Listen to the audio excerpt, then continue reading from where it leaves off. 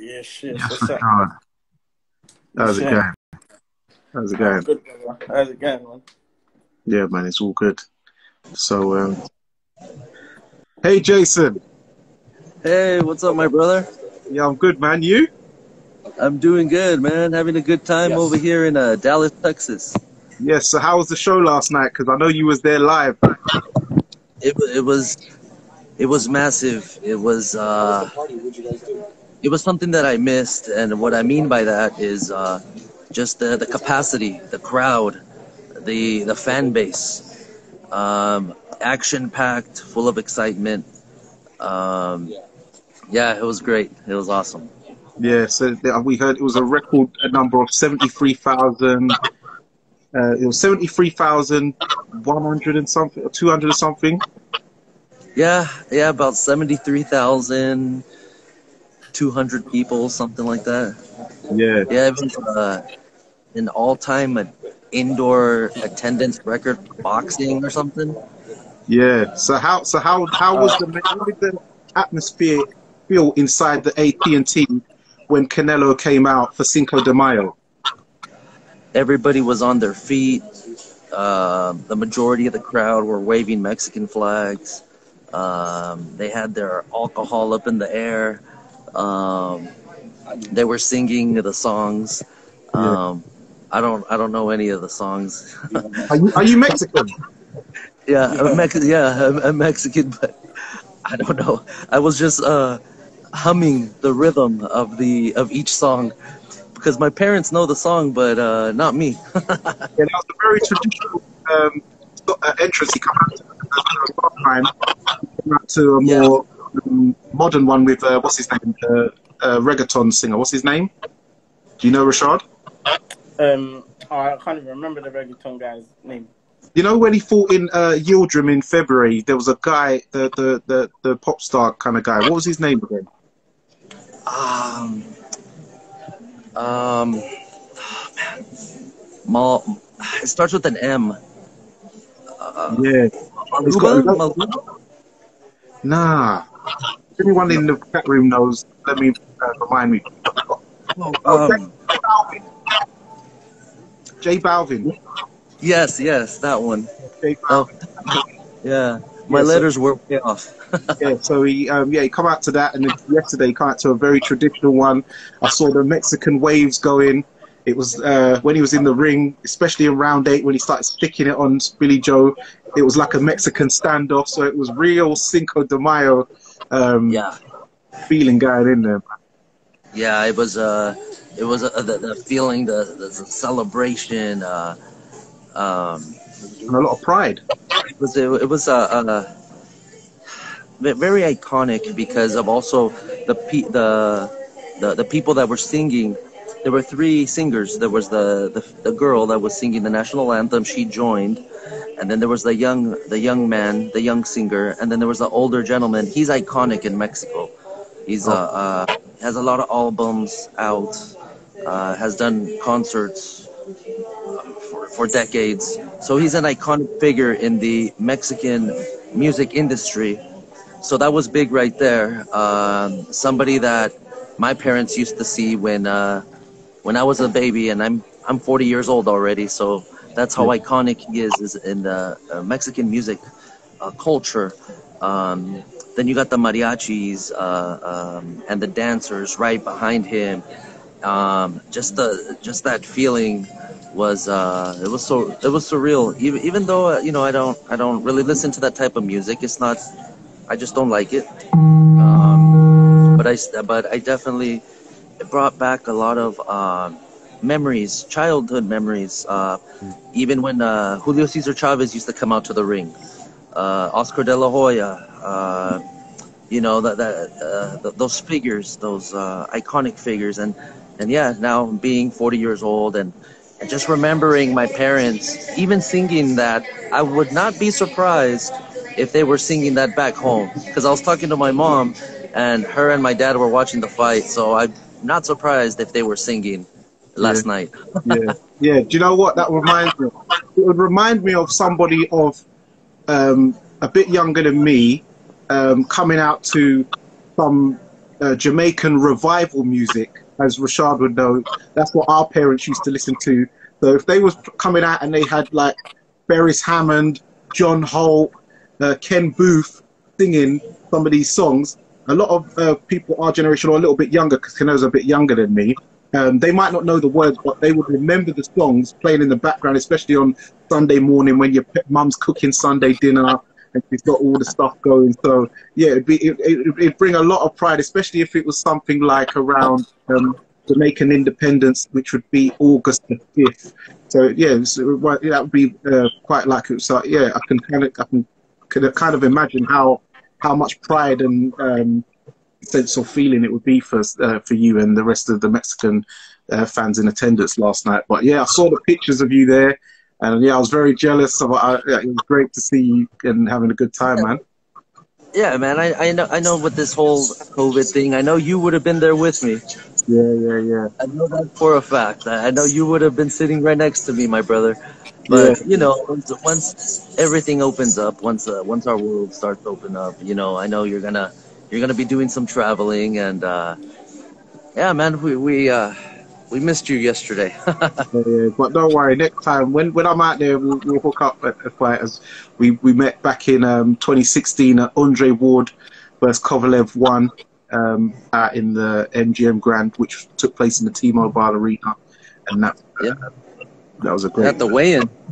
Yeah, the weigh-in. Yeah. So yeah, it was great, man. You're from Oakland as well, ain't you? From the area. Yeah, I live at Bay Area. I'm from San Jose, which is 45 minutes southbound of Oakland, but I've been living in Oakland for the past 10 years. Yeah. And very small story about what I used to do. I used to be a delivery driver, and one of my customers was right next door to Virgil Hunter's gym. Okay. So, yeah. Yeah, I always try to take a look inside, but all the windows were all darkened, and I couldn't see nothing inside. But I know Andre Ward was in there. Yeah. Oh, yeah. It was FedEx, weren't it? You used to work Something with. similar to that, yes. Yeah, man. That's great. So how was there any like COVID restrictions in the venue? Not really. There should have been, but all there was, when approaching the venue, there were signs that you have to have your mask on. Yeah. So once you enter the venue, you could take it off and nobody would say nothing to you. They were very strict in December when I attended the Smith and Canelo fight in San Antonio. They were very strict then. Yesterday, nothing. Once you walk inside that venue, you could take your mask off and walk everywhere. I had my mask on just because I have parents that are older and I live in California. So I had my mask on. But, you know, when I took a couple pictures, I removed my mask just because, you know, I don't like taking pictures with the mask on. Yeah, I hear that. All right, to bring Rashad in, we'll ask you about your opinions on the actual fight. So, Rashad, what did you think of the fight? Give us your breakdown and rundown of what you saw last night and how you kind of had it. So yeah, man, like looking at the fight, and I was following it on Twitter as well. I had Canelo pretty much winning all rounds apart from maybe the 5th round, and I think it was the 4th or the 2nd when Billy Joe Saunders started to kind of show his tricks and his feints and dropping his hands and kind of like leading off and stuff like that. But most of the rounds I had Canelo winning specifically off his power shots and like really dictating the tempo of the fight. I know a lot of people on Twitter, for some reason they had Canelo winning the fight. But I don't think he can win the fight off a jab in a championship fight, just pity-patter jabs and moving around. And when you look at the statistics at the end of the fight as well, which basically showed Canelo was way more clinical in his punches landed, and he didn't have to throw as many I know that Billy Joe Saunders missed a percentage more than Canelo was. So that in itself was showing that Canelo was dictating the fight and winning the rounds round by round. So yeah, I had Canelo up by at least 5 before the knockout. So. Yeah. So what did you think of Chris Mannix's scorecard? Because he seemed to have Billy Joe up by what, 3-4 rounds, something like that? I really didn't understand that.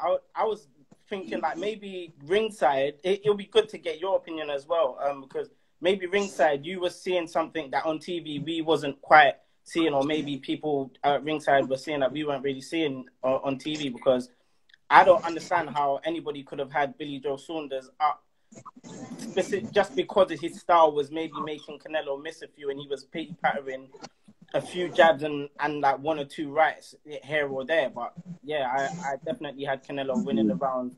Like, during the pod. Definitely off his power punches alone and dictating the tempo of the fight. Yeah. So Jason, as Rashad asked, because you was there inside the venue, so you would have a different perspective than us who was watching on TV. How did you score? How was you scoring the fight, and who did you score was dominating? And what did you? What was your score account of what you scored? It was the first round I had that to Billy Joe, and you know that's the type of the fight. Well, first off, the type of fighter that Canelo is. The first 2 rounds he'll give them to you, just like back then when Floyd Mayweather would give you the first 3 rounds. Canelo's the type of fighter that likes to give the first and the second round, as he wants to test the waters. He wants to know what's going on. So yesterday, after seeing 8 rounds, I think I had 2, maybe 3 rounds for Billy Joe, and I liked his combinations. I did like his combinations. One combination that stood out, I believe, was in round 3. Yeah, I think it was in round 3. It was a southpaw to the gut, and then a hook to the face. Yeah. That's the thing. He caught it and then he hooked up and then He does that a lot. That's a southpaw, quite a good southpaw move, where you throw the straight right to the body and come over the top. Yeah, because I was a southpaw boxer myself, so I know it's normally we throw it as a lead shot to try and get in, because normally southpaw boxers tend to be counter punchers, but with someone like Canelo, as we saw in the first round, he was landing some big body shots which we could hear echoing through the TV, and it sounded very painful. So with Canelo, you've got to be able to push him back. You can't think you're going to run and nick the fight. So Billy, he did take the initiative in round 3, and he threw that shot, which did land, and it was quite successful. Yeah, it was a beautiful combination. I like that. But yeah, everything that Canelo was throwing and connecting was with power. It was just not your simple shot. It was a simple power shot. And I don't want to say that he wanted to knock out Billy Joe. I don't want to say that. But he did want to inflict pain. And yeah, he was hitting with power. And you could hear it. You really could hear it. But yeah, I enjoyed the fight. I personally thought that Billy Joe could have gone an extra round. I truly believe so. I think he could have gone an extra round, but I know his team, they threw in the towel. And I mean, according to what I saw on the TV, on the replay, that his team said no or something like that. Because I think Billy Joe wanted to continue, right? No, what the actual story was is that he went back to the corner, and he was like closing his eye on purpose, but the cut man was opening it so he could see, which was kind of giving it away. And his coach, Mark Tibbs, was talking to him, like saying, "No, you're okay." And if you watch, he was shaking his head. He was saying, like, "I can't see." So Mark Tibbs was saying on interviews he didn't want to sort of take away his dignity. And things were said in the corner, his body language, and he didn't give me the response I wanted, which was, he said that you're okay to continue, and he didn't give the right response. So Mark's just pulled it off for him. But he said the body language and the words he was saying was more or less saying, "Get me out of here, but don't make me say it." because of his pride as a fighter. Oh wow. Okay. I didn't know. You know, it's very different when you're there live, and Yeah. then you look up to the big screen, and then it's like, wait a minute, I don't remember seeing that while staring at the ring. You know. Yeah, but we get a Oh wow. different camera because we've got a different TV crew over with the Zone. We had like the British broadcasters, so they would more focus in on Billy Joe corner because we can't understand what Eddie Reynoso is going to be saying. So there's no point going to the Canelo corner because we're not going to understand what is being said. So it was very he basically in more or less words he wanted his way. I don't like to say he quit because we found out later that he's had multiple fractures on his eye socket orbital area and is a broken cheek. Yeah, so it's going to be very painful. But the main flack he's getting because he was making fun of a British boxer who was in a British and Commonwealth title fight, and he had the same injury and he took a knee. And Billy Joe said prior that he would never do that. He would rather die. And this guy called Daniel Dubois, that he's a quitter. So when it's funny that this happened when was it, Rashad? November or December? December. So it's funny that 5 months later, the exact same injuries happened to him, and he's bailed out. So it's just crazy. Oh wow. Yeah. I like the fight. I really wish that there was another round, you know. But right after that, the whole team they rushed him to the back. From what I was told was that they flew him out in a helicopter. Oh, I don't know. Yeah, I mean I don't. Yeah, I don't know. That's something about an ambulance, and he chose a helicopter. I don't know. We did see a helicopter take off as we were leaving the venue, but I mean, I don't know. Well, he had to have surgery this morning, so maybe he did get flown to a destination to get the surgery. But what I'd like to touch on is, because I see some people in the comments, I see Josh Boxer, he believes he has Caleb Plant as a favourite to beat Canelo in September. What do you guys think? So we'll start with Rashad.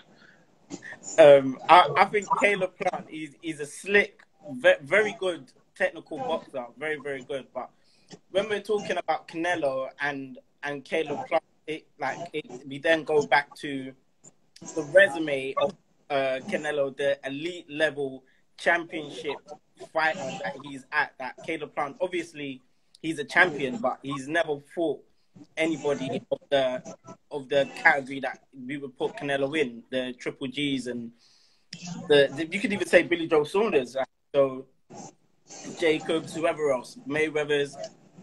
Caleb Plant is a very good fighter, very, very good fighter. I actually think he's super entertaining to watch, but I think he's a fighter that Canelo would stop. What's your view, Jace?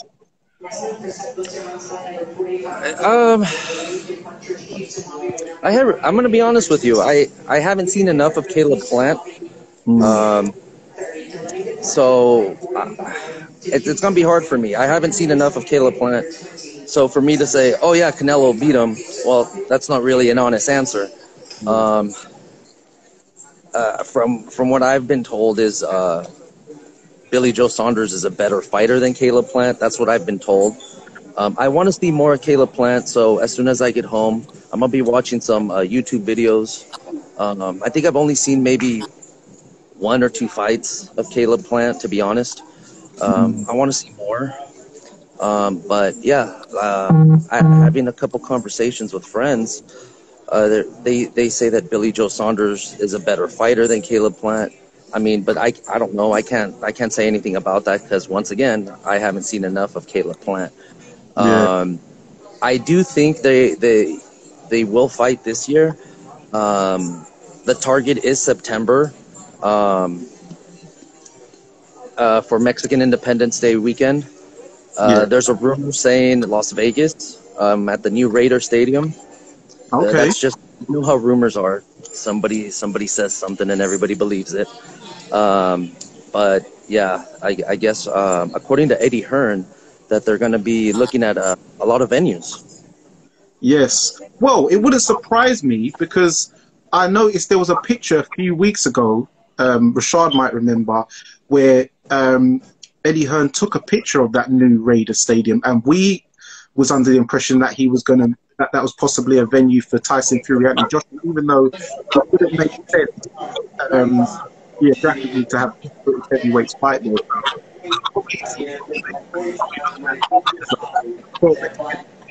No, fighting another, and that would make quite make sense. So I can't really hear you. Oh, you can hear me. I said, that a few weeks ago. Do you remember the picture where Eddie Hearn on his story posted the picture of the Raiders Stadium in Vegas, and we thought that it was for Joshua Fury, but we know that it wouldn't really make sense to host it there, so it probably was for Canelo's September date. But for me, with Caleb Plant, I don't think that he'd be good enough to beat Canelo. I saw his last fight against Caleb Truax. That didn't show me anything that he was going to cause Canelo much problems. The only person I can see beating Canelo would be, once again, I always say it, is my boy David Benavidez. He's from Phoenix, Arizona. You must know him. And I think that's the only guy who I give a shot at beating Canelo right now. What do you guys think? I think David Benavidez, from like watching him, I've always thought that he would be a fighter that would definitely cause Canelo problems. He's big, he's strong, he's got very good fundamentals, his jab, and if he could withstand body shots and dictate his fight on Canelo, him being a lot bigger and physically imposing, I think it could be a good fight for Benavidez. But again, when we look at how Canelo dealt with Callum Smith, we know that size isn't really too much of an issue for Canelo when it comes to imposing big fighters, especially like Kovalev, Callum Smith. So it would be interesting to see how Benavidez negates himself in the ring against Canelo. But I do think he could cause Canelo some problems in that fight. What other guys do you see having a chance? Do you see, what about Demetrius Andrade, Carlo? I don't think Demetrius Andrade has a chance against Canelo. I think Charlo, somebody mentioned it in there. Charlo is definitely somebody that I would like to see fight Canelo. But I just think Canelo's in a league of his own at the moment. I don't think that there's anybody out there that really beats him unless he has a bad day. If he dips in performance levels against these top fighters, there's obviously a possibility where he could be beaten, but I don't think he'd be knocked out. I think he'd lose on points. But I reckon Charlo will be a very stern test. It's probably one of the better fighters, I think, would have an opportunity to beat him. What about you, Jason? What do you think about Demetrius Andrade or Charlo or Benavidez against Canelo? Well, the fight I would personally like to see get signed right away would be Charlo and Benavidez. That's the fight that I would like to see. I think that would be an excellent fight. It would be a very good fight, actually, very entertaining. You know, I do want to see Andrade fight again. But yeah, if there was a fight that needs to be made right now, it has to be Charlo and Benavidez, because also I think they had a little bit back and forth as far as, I want to fight you, you're not ready, you're too young. They had some sort of conversation or something. So that fight needs to happen. You know, I would love to see that fight. I think it would be very, you know, like I mentioned before, I think it would be very entertaining. Yeah. If you were to ask me who could walk out with the victory, I would say Benavidez. I would say Benavidez. Probably by decision. Yeah, He does have yeah, unbelievable power. Yeah, he does. But Charlo's a good fighter, so I'll stick with the decision victory for Benavidez. yeah. El Bandera. Oh, you're cutting out, it seems. I don't know if you're in the It's airport. kind of hard. I'm Yeah. at the airport. It's hard. Oh, okay. Well, what's it? I'll let you go, and I'll get another guest on because I see you're a bit busy. But thank you for joining us, and we'll catch up shortly, brother. But pleasure chatting with you guys, and we'll talk soon. Yeah, maybe in September Pleasure. Me, man. Yeah. See. So Rashad, so what was your thoughts on? Or Say that again. You're breaking up. can you hear me now? Yeah, yeah. Yeah. So did you feel that? What was your thoughts of Billy in the corner? I think he was hurt, man. He was hurt, and he knew going out for the ninth. He knew he was going to get knocked out, and he obviously suggested to Mark Tibbs that I can't see like the moment you suggest to your cornerman that you can't see in a championship fight against somebody like Canelo, he's obviously not going to let you back out. I watched the interview with Radio Raheem, and Mark Tibbs suggested that he did say that he couldn't see. So in saying that, like you said, obviously Mark Tibbs kind of sparing his blushes and not wanting to say that he quit. But he's obviously suggesting that if you can't see, then you can't go out and box. And especially as Mark Tibbs kept on using the term, like, it's his lead eye. It's his lead eye. So that would suggest, like, you're looking at someone you can't see. And Canelo, what's Canelo's favorite punch? It's the left hook. Fake left hook to the body, hook to the head. So if you can't see that punch coming, you're obviously going to want to not be in there. So yeah, man, it was quite clear that he basically retired in his store, man. Yeah. That's what it seemed like for going by what I saw. Yeah, lead eye and stuff like that. And it seemed the heat was coming on. It was the cooker turned up to gas mark 9, as we saw once he landed that hook, the uppercut. Sorry. Yeah. Canelo started waving the crowd. They was getting the Mexican wave. They was cheering. He was lamping him hard. It was getting on tops from that. That uppercut for me was definitely there for most of the night, and I definitely feel like that's something Canelo's watched in his last 2 fights when Billy Joe Saunders he kind of starts getting a little bit tired. He definitely leans to that side to cover up, to do the shoulder roll. So Canelo definitely was looking at that and looking to throw that punch free as soon as he saw the shoulder roll there for seeing him do the shoulder roll. He came straight in with the right uppercut to the body and effectively landed it on the head because Billy Joe Saunders was leaning down. So yeah. From what I saw, Canelo would have been studying that, but it's because Billy has a habit of doing that in previous fights. What he does this thing where he does a dip and pivots. Because even when you look at the David Lemieux fights and stuff like that, he does the dip pivot and then tries to spin off and then throw his shots, dip pivot. So he would have been working on that because you see he's trying to time him for that dip. So when he as he missed, he went for the dip pivot, but Canelo was right there and he met face to fist. Exactly. So yeah, it's a move that Billy does as normally when Floyd, he throws a straight right and then dips under and then circles out. But Billy Joe as a southpaw does the dip pivots around you. But that time he didn't get out of the way, which he was able to for most of the night. But it just takes one time for a man to time you, and there you go, man. This is it. It was a good fight. Do you know who I really liked watching? The Cissokho Conway fight. I really think that Cissokho, very very clean, sharp boxer. I think he's gonna, because I think was it super welterweight or something like that. What was he? Yeah. Light middle. Yeah, super 154. Yeah, he looks like he's going to be a good fighter in that division. He's very clean, very sharp, very textbook European style, but he boxes really well.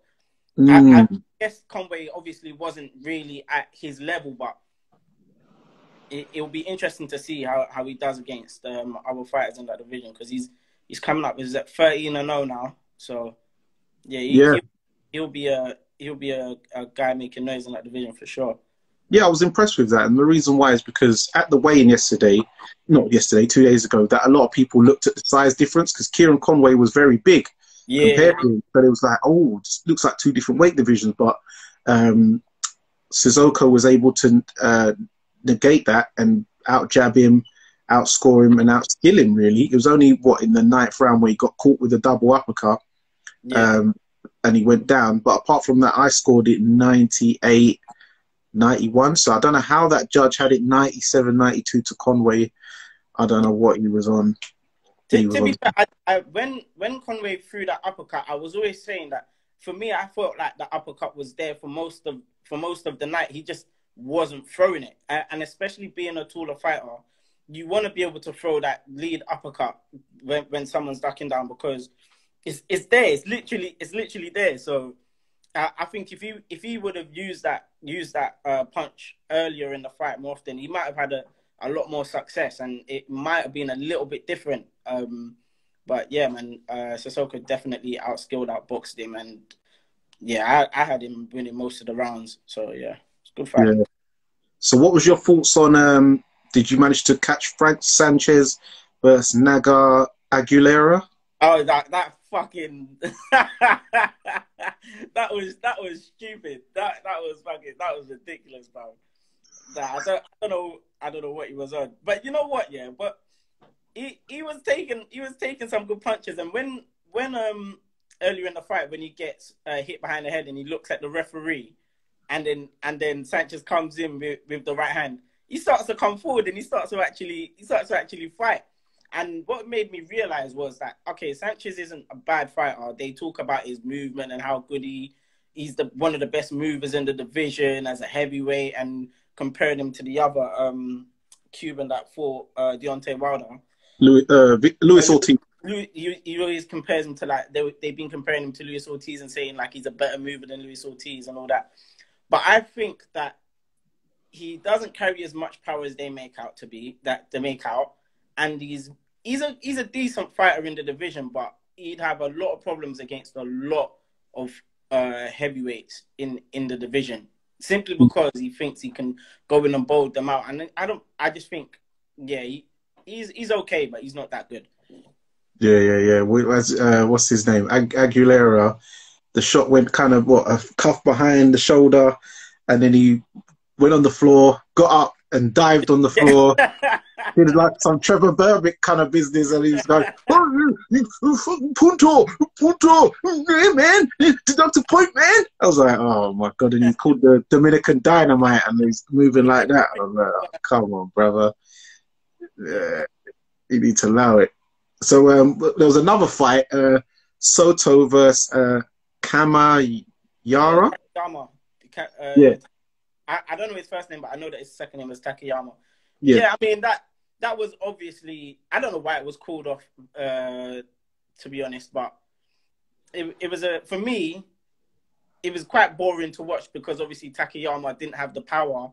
He obviously had a very good skill set, maybe for Japan, but he just didn't have the power to really affect Soto in any way. And anytime Soto landed, he basically wobbled him or moved him around the ring. So it was quite frustrating to watch, and maybe it was frustrating for the referee why he pulled it off. Yeah, because you know what? After the first round, when he was like wobbling, we thought, okay, this one's going to be kind of over quick. Exactly. And my man was stubborn. He normally fights at a weight below. He just come out of retirement, and Soto couldn't get rid of him. And then, they was having some toe-to-toe. And I was thinking, what I worked out is that because the ring walk was meant to be at 4, Takayama was like killing the time. Like, hold on, this brother's still here. Like, we meant to So the ref thought, no, we need to call this off because we need to get this ring walk at 4. Yeah. That's literally what I thought. When I looked at the time, I was thinking, yeah, it's like 5-2 now. Like, just land a couple. As soon as he landed a couple heavy shots, it was like, yeah, okay. Yeah. Like, we know you're not going down. But yeah, it was it was a funny one, but nothing really entertaining. Quite kind of reminded me of like a little man, you know, like a little man fight. I really thought that Soto would have been able to get him out, but the fact that he couldn't just spoke volume, really. Yeah. So next week we've got Matchroom Show headlined by Joshua Buatsi now as Terry Harper's broke her hand or injured her hand. Yeah. He's fighting a guy called Dos Santos from France. What do you think about this fight coming up, and what do you think about Joshua? I don't know much about this Dos Santos guy at all. I need to go and have a look and see what he's got about him. But I mean, Buatsi, as we know, he's definitely on course to being like a really big force in that division. But yeah, it's just going to be interesting to. He's been out the ring for quite a long time as well, Buatsi, hasn't he? So it's going to be interesting to see how he is, in this fight, and then see what's on the horizon for him, depending on how he comes through this fight. If he goes in there and he blasts him out in like 4 or 5 rounds, obviously everybody's going to be screaming a title fight in the next fight. But yeah, they've taken their time with Buatsi, so it'll be interesting to see, with him having such a long time not in the ring, what he does. Yeah. I'm trying to think of any other people on that. What do you think of the Buatsi fight? You know the Santos guy? I don't know much about this Dos Santos guy. I know he's ranked 120 something in the world rankings, and he's ranked number 9 in France. So it's not really a good opponent, but I guess they're trying to move Buatsi a bit slower after he had a bit of a tough time last time out when he got the eye injury, and he managed to still get the stoppage victory. He's now working with Virgil Hunter, so maybe they're testing out. They just want to test out some new things he may have learned out in California with Virgil first, before they put him in a more meaningful fight.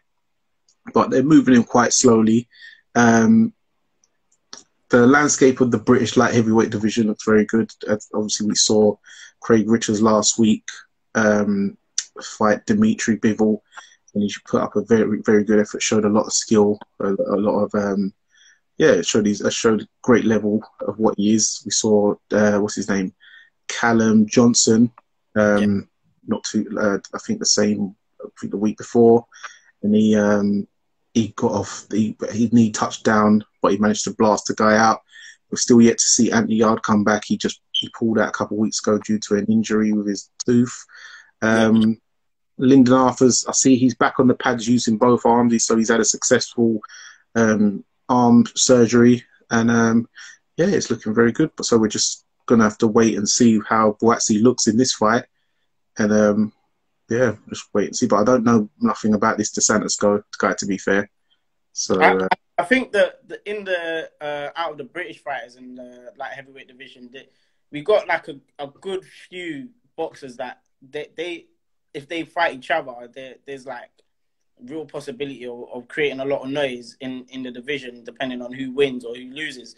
So it's interesting to see, like, out of the British fighters, who out of this new generation crop of light heavyweights, who's really gonna push on and really like become like a world level. As we saw Craig Richards last week, he didn't look out of his depth at all. Like he really against one of the best.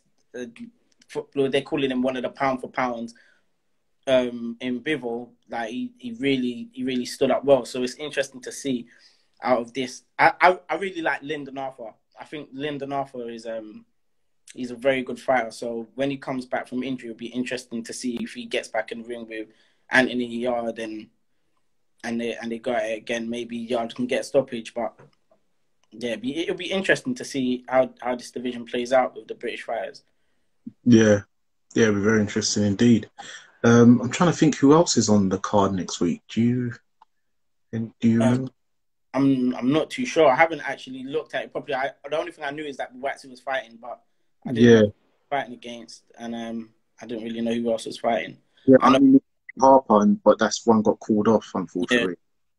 Yeah, yeah, yeah. Okay. Well, yes, he did do very well. Let's see if we've got any comments in here. Santos, okay, bro. Okay, so Freeman, Laverne, 11. So have you seen this guy fight? Hold on, let me get you on, see she might know something then. Because we don't really know him over here. See anything else? You know your things, good stuff, lads. Thank you very much for the love. Hello, guys. Hello, how are you, man? I'm Rashad's uncle. Oh, okay. Yeah, man, you all right? What's Yeah, that? yeah, yeah. Where you from? I'm From the you Midlands? all right? Yeah, yeah. Yeah, cool, mate. I'm only going to stay on for a little minute there. I've been up all day, lad, so I've been riding my bike hard, man. Yeah. So just like a bit done in there. Like I'm just going to chill out now. Little kind of Holston pills, you know. But you're chatting some good righteousness there. Like I like to hear you there, man. You know, it's Yeah. nice. Like you got this little thing going on. It's nice, man. It's nice, bro. Because I'm sure it's only going to get bigger and bigger. Oh, of course, absolutely, God willing. Yeah. So, have you seen the Santos guy fight before? I've seen a little bit of him, right? And the kid's, he's got a good goal, like, he's got a good little go on him. I'm not going to say nothing, like, because I've only seen, like, a little, like, 10 minutes of him. So can't say, it was when he was young, you know what I mean? So I'm not going to say nothing about that. Times have stepped up now, so, but yeah. But he can do it, he can do it. Okay. Yeah. So it's gonna be worth for watching. Yeah, it'll definitely be worth a watch. I can't even remember where the bloody found it now. It was a few years ago, you know what I mean? So, but yeah, it's all good. All good. So where you coming from there, bro? You in London, are you? Yeah. I'm in London, man. Where are you, Birmingham? Or Wolves? No, I'm in Toxteth, mate. I was thinking it's Scouser. I'm round the corner from the market. Frenchie and them, man, yeah? Toxteth, Scouser, LFC till I die, bro. Yeah, what's his name? Frenchie? French? Oh, yeah, Stephen French. I know French. I know Stephen French. I grew up with him, man. He's a good mate of mine. Yeah, good mate of mine. Like. Do you still see Tony Bellew around at all? No. I don't see him around the area, lad. He's too much money now, bro. You know what I mean? I tell you what, though, we did. He set up a program with Jamie Carragher, I think it was, doing the Lecky bike thing around Liverpool. But it's about you got to hide them, like put money. It's a bit weird way they've done it. It's too much though, you know what I mean? It's money things like. But like trying to help the community. But you can't help community if you're charging them that much though for a bloody Lecky bike, you know what I mean? Just to hire one. You know what I mean? You can get in these Lecky scooters if you've got a a license now for £5-10 a day. I don't know. The world's going crazy, bro. The world's going crazy. So which fighters do you see around? Do you see David Price, Joe Selkirk, John Conte? I don't see none of them mans, man. They don't live in Toxteth. Nah. They don't live in Toxteth. Nah. Anthony Fowler? Nah. I see Natasha Jonas. Okay. Yeah. I see Natasha Jonas around, I see her. She's Toxtonian to death. But as far as them mans, nah. Don't even come to get a haircut, bro. You know what I mean?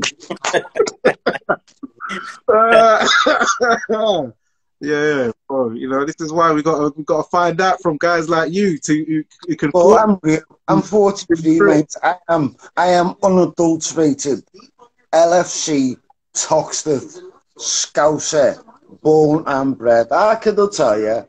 He'll tell you who I am. You know what I mean? But I'm the good people in our family. We're all good. I make our kid have a laugh, and we all have a laugh. You know what I mean? I love that. Yeah. It's all love, bro. It's all love, kid. You know 100. But man, I think we've done the roundup for this week. Thank you very much, Rashad, for the wonderful knowledge and insight. I know you beat me in these predictions, so I'll give you your props. We do it in private, but there's been some predictions where I've got it wrong and Rashad has got it right, and it winds me up. So I'm going to give that prop to Rashad. That he gets it. Oh, I think someone last week or something was calling you Rish Ade or something. Some bad name for you. But yeah, no, Rashad is certified. He's got boxing knowledge. He knows his stuff about boxing. He's Shaolin, mate. He's Shaolin. No, he's sharp. But yeah, thanks guys for coming on. And those who are tuning in, make sure that you follow Fan TV. And we're over and out. Peace and love. Bless. See you later, Rashad. Take it easy, lad. Bless. To that kid.